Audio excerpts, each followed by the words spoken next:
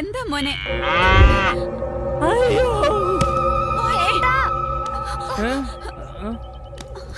സന്തോഷം കൊണ്ട് തുള്ളിച്ചാടുന്ന കരുതിയത്, പക്ഷെ ഇങ്ങനെ ബോധം കിടന്ന് കരുതിയില്ല. നിനക്ക് എന്താ പറ്റി? എസ് ആയിട്ട് കള്ളന്മാരൊക്കെ ഇടിക്കുന്നത് ആലോചിച്ചിട്ടായിരിക്കും ടെൻഷൻ. കള്ളന്മാർക്കൊക്കെ നല്ല തല്ല് കൊടുക്കണം കേട്ടോ. അയ്യോ അയ്യോ അയ്യോ ഇതൊന്നും ശരിയാവില്ല ശരിയാവില്ല. പണ്ടത്തെ പോലെയല്ല ഈ പോലീസ് പണി എന്നൊക്കെ പറഞ്ഞ വലിയ റിസ്ക് ഉള്ള കാര്യാ.